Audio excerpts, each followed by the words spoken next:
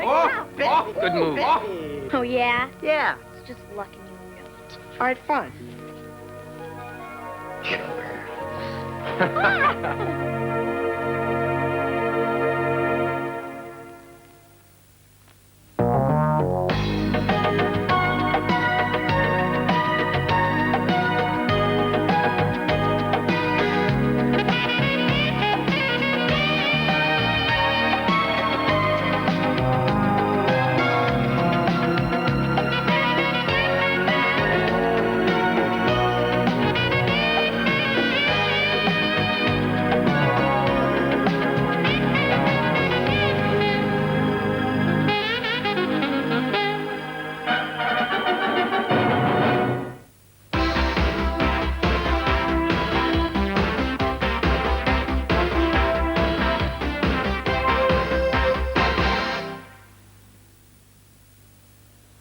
What do you think of Jensen's report? Looks terrific.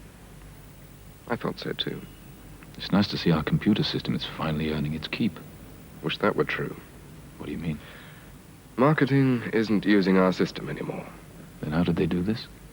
They did it on their own system, the one they got a month ago. They put this together in a month? Well, not quite, Frank. They did it in a week.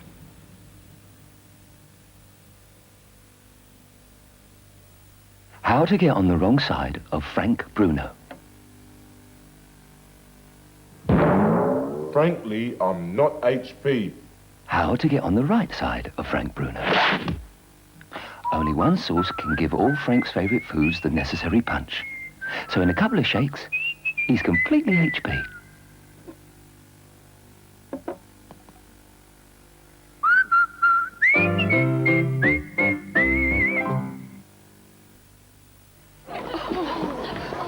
If you don't come home to real warm, you must be balmy. You need Economy 7 from the team you can trust. East Midlands Electricity. Economy 7 is electricity at well under half price. A cunning tactic that can save you big money on home heating and a complete tank full of hot water every day. Aye, it seems like the after-match debrief has started without me. Shut up, you noisy lot. East Midlands Electricity, the team you can trust. Install water or storage heating now. Cash sales pay nothing till February. Details from our shops or free phone 4477.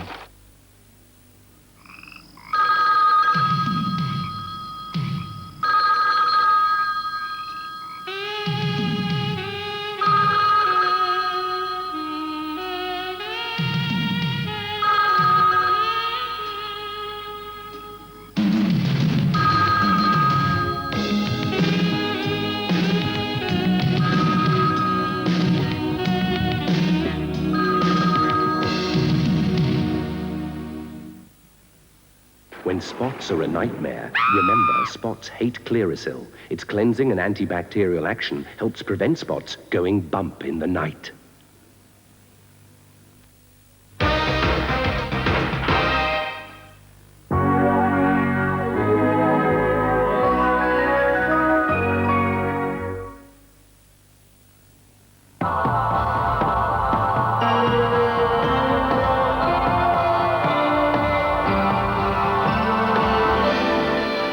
And welcome. Today we have a special edition of Contact all about animal rights. Everyone has ideas about the rights of animals, and our guests are no exception. Virginia McKenna, ever since her famous film with Elsa the Lioness, Born Free, has been a champion of animals.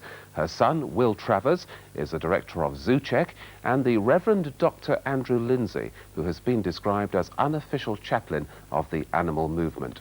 And here to set the scene is a brief extract from one of our Nature Watch programmes. Take a look at this.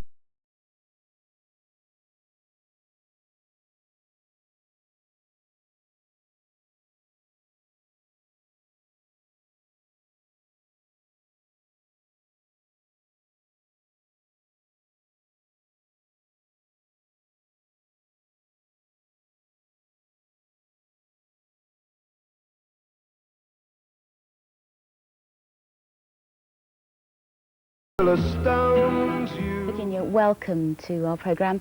Now, it's more than 20 years since you made the film Born Free. What effect did the making of that film have upon you? Well, I suppose I can quite honestly say that it changed my life, and my husband Bill's as well. It would be quite impossible for anyone, I think, to work very closely with lions for nearly a year and not be deeply affected by it. That plus the fact that we worked with the Adamsons, we got to know the Adamsons, and the real story, of course, of Elsa and how they had lived with her and returned her eventually to the wild. And at the end of the film, many of the animals were sent to zoos and safari parks. Only 3 out of all the animals that could have been rehabilitated to the wild were actually given to George to do that very thing, for him to return to a natural life. And we were very, very disillusioned and disappointed in that. And I think that probably more than anything else set us on a different course. Did you have any particular interest in animals before you made the film? Oh, great interest in animals and love of animals. I'd always had animals in my life, domestic animals, cats and dogs. And in fact, my father had a parrot, which I wouldn't approve of now in the cage. I mean, one does change as one learns about things. But really, cats and dogs were part of my life ever since I was a child, and so I'd always loved animals. Now, it's 3 years since you founded ZooCheck. What brought that about, and what is ZooCheck all about? Well, what brought it about was actually another film. We made a film in 1968 in Kenya called An Elephant Called Slowly. And when we went out to make it, we were looking for a young elephant to star in the film. We were going to use Daphne Sheldrick's orphaned animals. No animals were going to be caught from the wild for this film. But she hadn't got a very young animal. Then we heard of a young elephant that had been already captured as a gift from the Kenyan government to London Zoo. And we asked if we could use that animal for 5 or 6 weeks while we made the film and delay her departure for that length of time, and we were allowed to do that.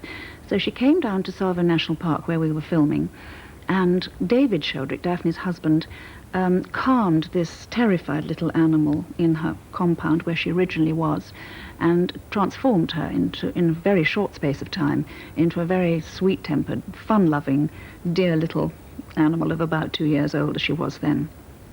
She then came to London Zoo, and I didn't see her because I couldn't honestly face going to see her in the zoo. But many years later, about 14 years later, we had a letter saying that she was going to be destroyed. Well, she was then only 16 years old, and we thought this was rather extraordinary and strange. And so we started to make investigations. And to cut a very long story short, we managed through pressure to get London Zoo to agree to send her to Whipsnade, to a herd of elephants that they have there. You see, she'd been on her own for about a year and a half. And for an elephant to be alone is a very traumatic and terrible experience because, as you know, they're social herd animals, and so she'd become extremely difficult and impossible to handle. However, she was going to go to Whipsnade, but the move was not handled correctly. She collapsed in her crate, where she'd been standing for over 12 hours, and damaged a leg in the fall, had to be dragged out, and eventually, a week later, was put down. Lost the will to live, as the zoo described it, and who can blame her? But this death created such a stir that we knew there were lots of people like ourselves who felt very anxious about conditions in zoos and all sorts of things, not just about elephants, but all sorts of animals. And so we formed ZooCheck, so people had a focus. Now, your son, Will, is now director of ZooCheck. What is it doing at the moment? Oh, a great range of things. Obviously, we monitor all the conditions in zoos, both in this country and increasingly abroad, with vets and scientific consultants that we now have supporting us, a great number of them. I think the main thing that we do, apart from the checking and monitoring, is that we try and raise the whole issue of captive animals in the public arena so that people can learn about the facts, find out what's going on, and then decide whether they want to support the continuation of keeping animals in zoological collections or try and find a new and better alternative. Are you against all zoos? Against all zoos. The word zoo for me is synonymous with the collection of animals. Yes, I'm not against all animals in captivity, because sometimes that is going to prove to be the only way that a species can be saved from becoming extinct. But there are certain high levels of criteria that we must impose on that captive environment in order to make sure that the animal doesn't suffer because it's in captivity. Such as?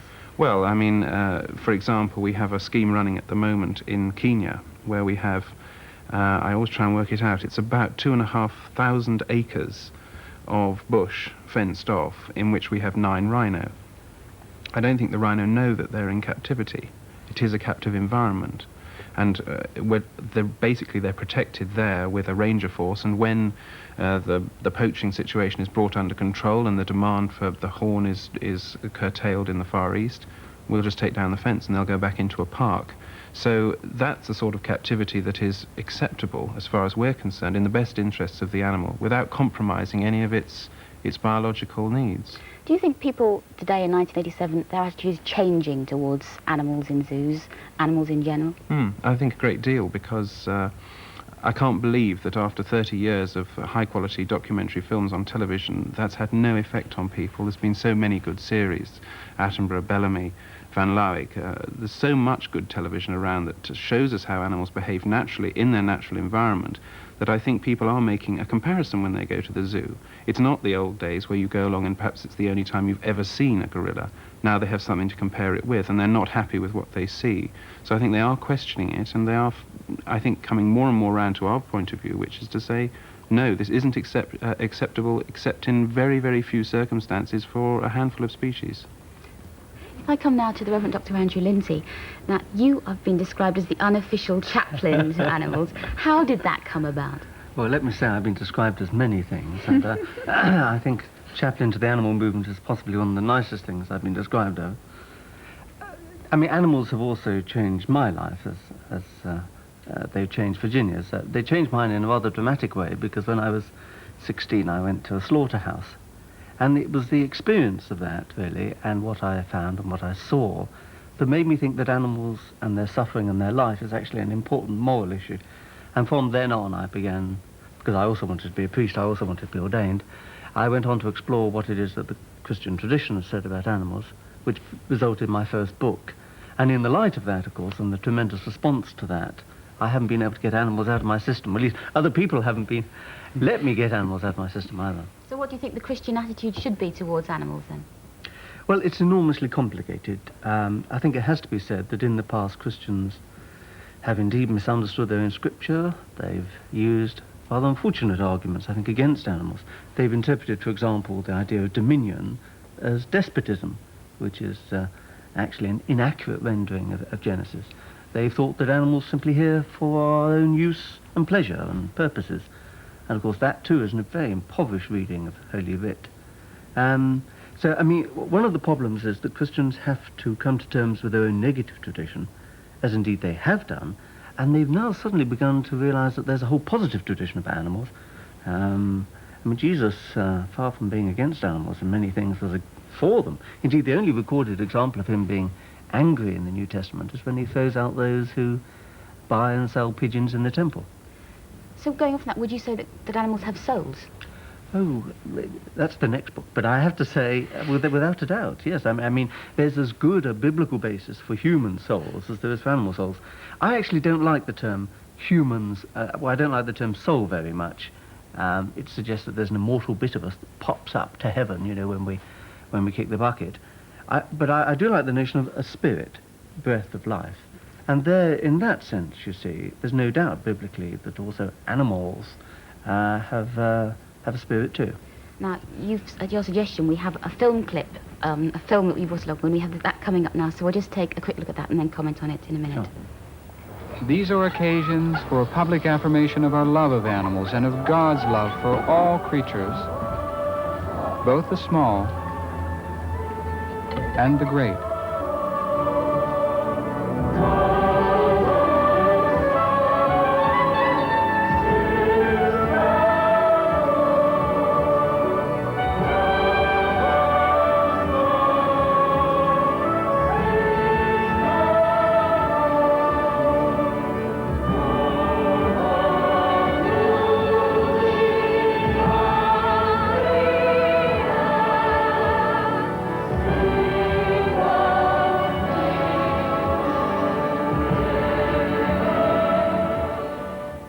explain exactly what's going on there, Andrew? Well, let me say, that's not the University of Essex, that's the Cathedral Church of St. John the Divine from New York, and that's an animal blessing service, a service for the celebration of animals. Alas, I wasn't there, but I understand it was a riotous occasion.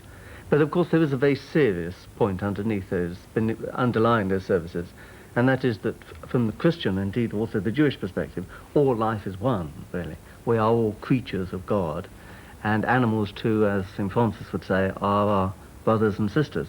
And so there's a serious thing, I mean, although it's presented in that particular way, I mean, it must be clear that there's a serious point behind that, and that is that, as the psalmist would say, all creation praises God, that we are involved, we are united together. As Noah would say, we're all in one boat together. So would you, for example, be prepared to conduct a similar ceremony over here? Sure, yes, I've done hundreds of animal blessing services and prayed for animals in church. I mean, there's nothing cranky or absurd about that. I mean, many of the saints prayed for animals, and it seems to me there's as good a great basis for praying for suffering animals as there is for suffering humans. Do you have any feeling about that, Will? Well, it's the first time I've seen that particular piece of film. It does strike me, though, I'm concerned from a more pragmatic level that animals that can cope with large amounts of people and noise and celebration and things, that's fine, dogs, cats, etc. I'm concerned when you see elephants and camels and exotic species. I'm directly against the keeping of exotic animals anyway, as either pets or in circuses or zoos, so to bring them into yet another environment that, unless then I'm quite open to that God is there and able to communicate with animals there and then and calm them or whatever. I'm not saying that that's not possible, but there doesn't seem to be any evidence for it at the moment. Do you have any thoughts on that, Virginia? Well, I rather agree with Will. Obviously, the moment I saw that, I thought, the domestic animals and the horses and so forth, that they are part of our lives and have been for thousands of years. But to bring elephants into that context and camels is a little different. And I thought, I wonder if those two animals came from a circus. And I would hope that this ceremony, apart from using these animals as examples and blessing these examples, that a movement would be started to actually reduce the number of exotic animals used in circuses. There should be a practical development from the service that would go out, and this is one of the things I feel about the church at the moment, is that there are wonderful things such as services, such as raising public consciousness on a religious and spiritual level about animals, but it seems to end there and then. It doesn't go out into life, it doesn't go out into the world so that it gets up and does something. The church could be such an influence. Yes. Can I just say, in fairness to the Cathedral Church of St. John the Divine, New York, the animals there were, I mean, they made meticulous care for those animals. I mean, I too have some reservations about using elephants, for example. I mean, I think that the experience must be frightening for them in some way. But to get back to your more substantive point, it is true that it has taken a long time for Christian churches to wake up to what has always been in their tradition, namely the unity of creation and man's particular responsibility for it.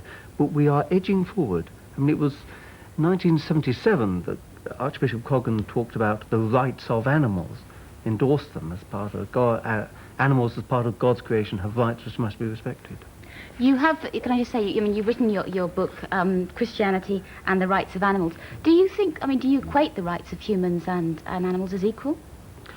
Well, I think in an absolute sense, none of us have got rights. I mean, I'm happy to use the terminology rights because I think God has rights, you see, and therefore I think his creatures, or her creatures, I don't want to be sexist, have rights. But also I think it seems to me that rights terminology conceptualizes something very important. In the past we talked about animal lovers, you know. Liking animals is all about loving them or liking them like we might like ice cream. But what rights language characterizes for us is that what we do to animals is something that we actually owe them. It's a matter of justice, not a question of philanthropy or charity. Can we move on now, because I know you wanted to see a second sequence from the film that you talked about earlier, which is coming up now, which looks at animal experimentation. Here it is. Suffering an induced seizure, this monkey is the subject in test for anti-epileptic drugs. These piglets have had their spinal cords intentionally damaged in order to investigate traumatic spinal injuries. This monkey has had his head injured in a study of brain trauma. Vision research is the reason for this puppy's missing eye. One way animals suffer is in the Drey's test. A liquefied substance, such as oven cleaner or paint stripper, is placed in the eye of albino rabbits. The degree of damage is measured at various intervals. Blindness may result. Anesthetics are not used. Rabbits sometimes break their back in their futile attempts to escape the searing pain. Now, that is from a new film. I wanted to ask you, Andrew, I mean, how new are those actual clips of those sections? Was that filmed some time ago? As far as I understand it, they're all within, the last 5 years or so. They're not, in other words, they're all practiced at the present moment in laboratories in this country or in the States. Even though in 1986 there was the New Animals Scientific Procedures Act, which lays down certain regulations. That doesn't actually prevent the infliction of severe pain on animals. Are you against all animal experimentation? Well, can I just first of all say this? I hope that some people looking at that film didn't turn away. And I think the great temptation is to say, this is too awful, I can't see it. But it seems to me that we really do have to bear in our mind the pain that animals experience in their bodies, if we are to truly be informed of the situation. So however awful, please look the next time. If I want to say to those people who looked away. To answer your other question, I mean, I'm not an absolutist in the sense that I don't think we can live entirely without harming or killing animals. But I do think the infliction of pain or the severe deprivations we saw in that film require a very, very serious justification. I myself can't find any good arguments for experiments on animals that don't also justify experiments on humans. Can I bring in Virginia and Will here? How do you feel about the issue of animal experimentation for drugs or whatever? Well, I think you have to be very factual about it. It exists. Now, when we see things like we've just seen, no one can really tolerate that kind of experimentation. It does seem that in that particular instance, the animals have no rights whatsoever. As I understand it, those sort of tests are in the minority or dying out now. Are the vast majority not done on mice? It's a matter of routine. Hundreds, millions of products are tested on animals by law.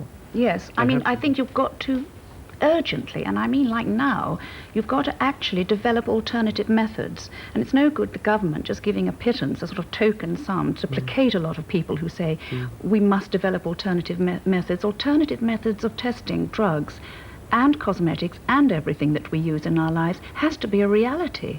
And it's a question of finding the funding for that and instituting some form of scheme which will make that funding constantly available. I talked to some practicing vivisectionists recently, and they felt, having listened to a talk for an hour, that they were trapped within a system that demanded that they inflicted pain and suffering on animals in order to fulfill requirements, legal requirements for testing various things. So it's not really the actual scientists themselves, you're saying, who are at fault? Well, I think there's a very real sense, you see, in which we're all guilty. I mean, for example, in order to come on this programme, I've had the makeup put on, which has obviously been tested on animals. It's not beauty without cruelty cosmetics. But to answer my question, would you say, Will, that it is the scientists are having to do this because this is what I think we all need to break out, to make new choices, to choose only cosmetics, you see, that haven't been tested on animals.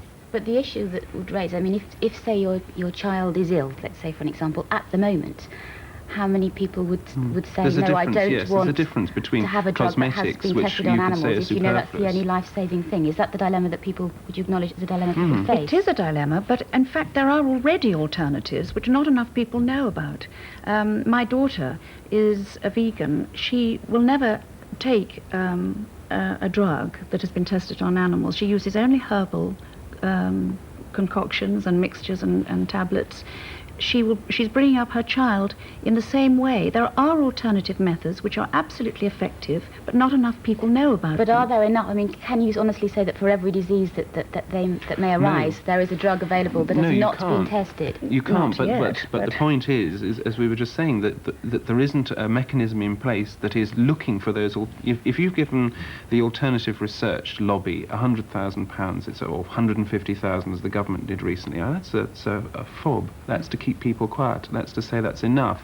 Really, we've got to find major funding, and one of the schemes that has been suggested is that 1% of all drug company pre-tax profits should be put aside only 1% would immediately create tens of millions of pounds for alternative research, which would be looking at ways of reducing animal suffering. But you think that it is possible that you could get alternatives that are as effective? Because people say that just testing on cells or something like that is not as good as seeing the effect of a treatment on an animal as a whole. With 3.5 million animals being experimented on a year in the country, I mean, what we're looking for is practical steps now to take out all the animal experiments that can be taken out of that huge number. I mean, who's saying that we can stop it all overnight? Of course not. And also, a lot of animal experimentation doesn't actually apply to human beings. They discovered that as well. Then they are not effective on human beings. Can I move it on one stage further now? I mean, you're all concerned with animal rights to various degrees. There are groups of people who will stop at nothing, it seems, to make their point. They will send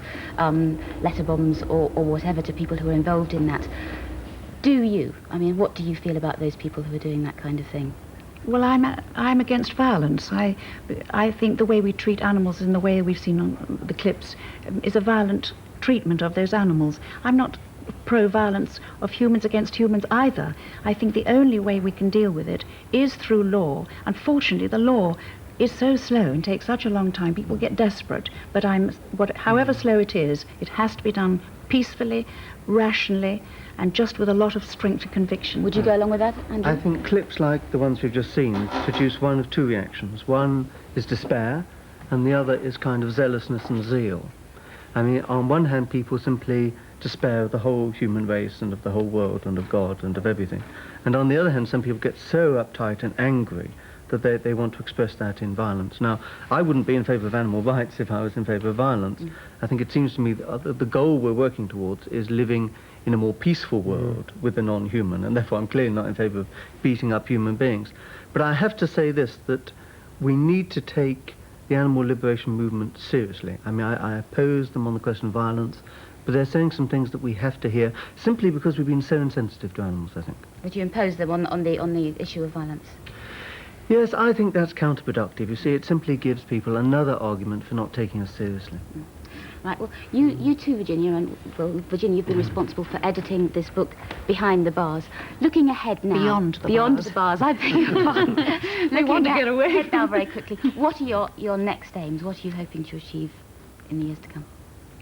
We're hoping to achieve a totally different attitude towards the way we treat animals, both in captivity, in zoos and for entertainment, in the way we test them for drugs, and in the way we eat them for our own survival. So would you say that... keep them for our own survival. Are you all encouraged by what is happening at the moment? Do you think that we are able to look forward with optimism about the future? I think we're going through a massive change, absolutely massive change. It's quite amazing.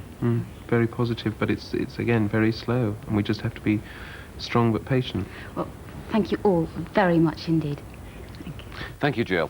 Next week, we'll be repeating a programme that first went out in June. The subject was bereavement, when Tony Booth, the actor, talked about the loss of his wife, Pat Phoenix, and Michael Council and his wife, Elaine, remembered the death of their son, Simon. And it's a subject that's close to me, which indeed I shared on the programme. Well, that's Contact next week. Today, we leave you with the lions we saw a little earlier.